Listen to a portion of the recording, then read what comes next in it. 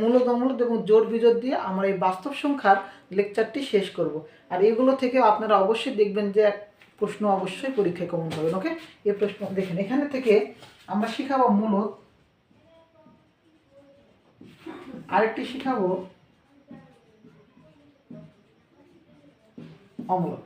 ওকে, তো মূলদ এবং অমূলদ ভালো করে একটা খালি এখান থেকে বেসিকটা ভালো করে ক্লিয়ার করবেন, মূলদ অমূলদ থেকে সকল প্রশ্নের উত্তর পাবেন।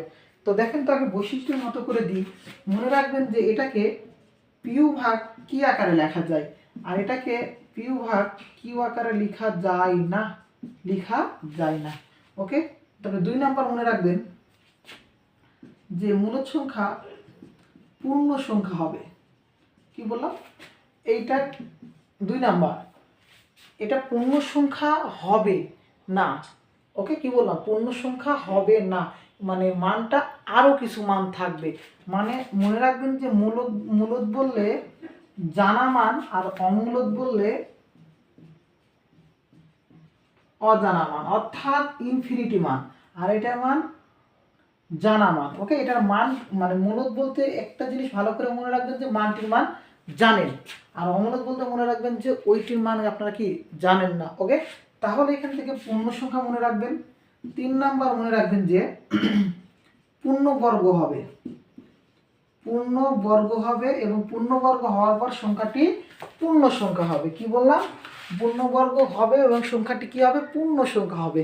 আমি যদি 25-এর উপর রুট ওভার দিই তাহলে 5 পাবো, তাহলে এটা কি পূর্ণ সংখ্যা? তাহলে এটা কি সংখ্যা হবে? মূলদ সংখ্যা। কিন্তু আমি 11-এর উপর দিলাম অথবা 3-এর উপর দিলাম, মনে করেন 3-এর উপর রুট দিলাম, 3-এর উপর রুট দিলে এর মান হয় 1.732 dot dot dot dot dot dot. মান কি জানি? মান হলো জানি না। তাহলে ওইটা কি সংখ্যা হবে? √3 একটি অমূলদ সংখ্যা। কিন্তু আমি এখানে রুট ওভার 25 দিলাম, দেখেন রুট ওভার 25 দিলে মান পাই 5, এটা একটি কি সংখ্যা? পূর্ণ সংখ্যা, অর্থাৎ মানটা আমরা কি জানি। তাহলে এটা কি হবে? মূলদ সংখ্যা। ওইটা কি হবে? অমূলদ সংখ্যা। ওকে, তবে মানের কিছু ডট ডট ডট ডট হইলেও মূলদ হয় আর ওইটা অমূলদ হয়, সেটারও দেখেন। যদি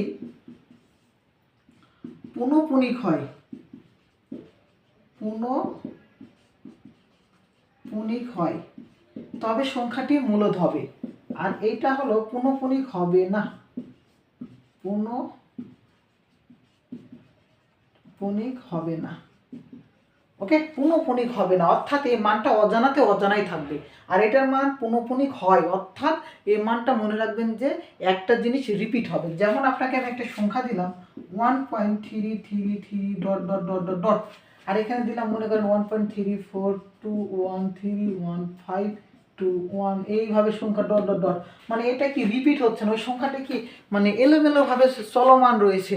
যেমন √3-এর মান চলমান ছিল, আরও মান ছিল, এটা পুনঃপুনিক হবে না, এইটা হবে অমূলদ সংখ্যা। আর এখানে পুনঃপুনিক হয়, দেখেন 1.3333 ডট ডট ডট, অর্থাৎ এইটা লেখা যায় যে 1.3 উপর পুনঃপুনিক, মানে 3টা বারবার আসে, মাথার উপর যদি কোনো একটা ডট দেওয়া হয় ওটাকে পুনঃপুনিক বলা হয়, মানে ওই সংখ্যাটাকে বারবার আসে সেটা বোঝানোর জন্য এই চিহ্ন দেওয়া হয়। তাহলে পুনঃপুনিক থাকলে সংখ্যাটি হবে মূলদ সংখ্যা। কি বললাম? সংখ্যাটি কি হবে? মূলদ সংখ্যা। আমি আপনাকে একটা সংখ্যা দিলাম যে পিউ ভাগ কিউ আকারের হবে। ওকে, আমি একটা দিলাম 10/3, তাহলে এইটা মূলদ না অমূলদ, এইটা আপনারা কমেন্টে জানাবেন। মূলদ না অমূলদ হবে এটা কি করবেন? কমেন্টে জানাবেন। 10/3 এটাকে ভাগ করে দেখবেন, ক্যালকুলেট করে দেখবেন 0.3333, মানে চলমান রবে। ওকে, চলমান থাকবে, তাহলে এটা পুনঃপুনিক হচ্ছে, তাহলে এটা মূলদ হবে না অমূলদ হবে, শুধু কমেন্টে জানাবেন। এরপরে আমি আরও কিছু শিখাবো যে এখান থেকে আরও কিছু আছে পূর্ণবর্গ। ধরেন হচ্ছে 5-এর উপর আমি যদি বর্গ করি হয় কত বলেন তো? 25। 3-এর উপর বর্গ করি কত হয় বলেন তো? 9। এইভাবে আমরা 6-এর উপর বর্গ করলে কত হয়? 36। এরপর 7-এর উপর বর্গ করলে কত হয়? 49। এইভাবে আমরা বর্গ, বড় বড় সংখ্যার বর্গ করে শিখবো। 15-এর উপর বর্গ করলে কত হয়? 225। 25-এর উপর বর্গ করলে কত হয়? 625। হ্যাঁ, এইভাবে আমরা যদি বর্গ করি তাহলে আমরা বর্গর এই যে অঙ্কগুলো পারবো। তারপরে 14-এর উপর বর্গ করলে 196, 24-এর উপর বর্গ করলে 576। এইভাবে অঙ্কগুলোকে আমরা ভালো করে খেয়াল করে রাখবো, যেগুলো বর্গ করে পূর্ণ সংখ্যা পাবো সেটা হবে মূলদ, আর যেটা বর্গ করে পূর্ণ সংখ্যা হবে না, অর্থাৎ আমরা মানই জানি না, এরপর চলমান রয়েছে, মান কোনোটা রিপিট না, তাহলে সেটা কি হবে? অমূলদ সংখ্যা। ওকে, তো আর একটা টপিক এখান থেকে দেখাবো যে জোড় এবং বিজোড়। কি বললাম? জোড় এবং বিজোড়। এই জোড় এবং বিজোড় থেকে